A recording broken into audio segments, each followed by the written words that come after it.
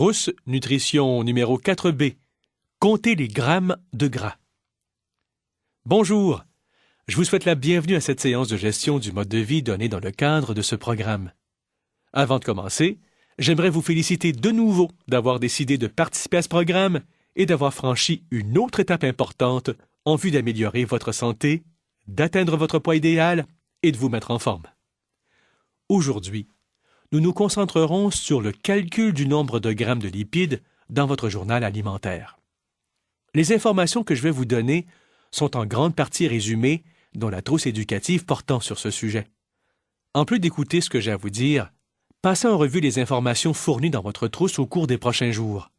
Si vous avez des questions, posez-les à votre mentor. Jusqu'à présent, vous avez appris différentes techniques pour vous aider à manger sainement.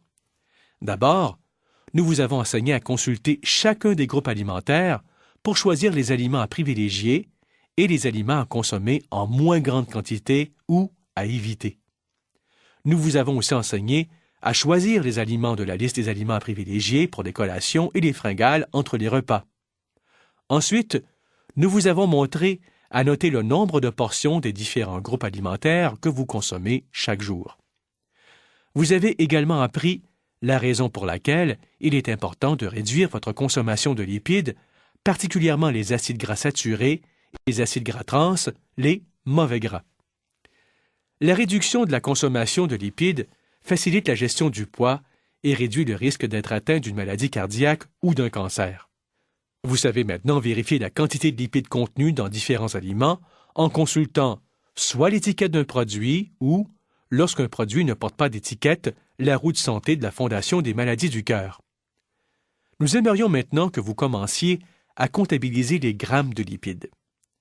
Si vous utilisez un journal alimentaire, lorsque vous notez le nombre de portions quotidiennes de chaque groupe alimentaire, notez également le nombre de grammes de lipides à la droite du nombre de portions.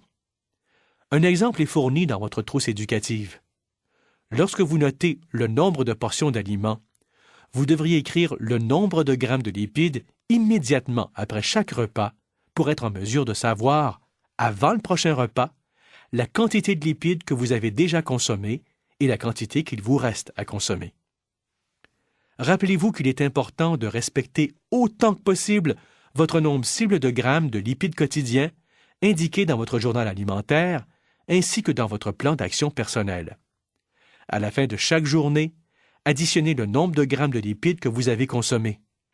Comparez le résultat avec le nombre cible de grammes de lipides quotidiens. Au début, vous devrez consacrer un peu de temps à la comptabilisation du nombre de grammes de lipides consommés à chaque repas, mais nous pouvons vous affirmer, expérience à l'appui, que cette habitude en vaut la peine et qu'il vous sera de plus en plus facile de calculer la quantité de lipides avec le temps. Voilà ce qui conclut ce que je voulais vous dire aujourd'hui. N'oubliez pas de relire attentivement l'information fournie dans votre trousse, de répondre aux questions, de faire les devoirs et de déterminer à quel point l'information s'applique à votre situation personnelle. Vous réussirez mieux le programme si vous utilisez pleinement la documentation fournie. Assurez-vous de discuter de toute question avec votre mentor. Continuez à suivre ce programme et vous réussirez. Finalement, rappelez-vous ce que disait William James. Dans tout projet, le facteur important est la confiance. Ayez confiance en vous-même et vous réussirez. En attendant votre prochaine visite, je vous souhaite de passer une excellente journée en santé.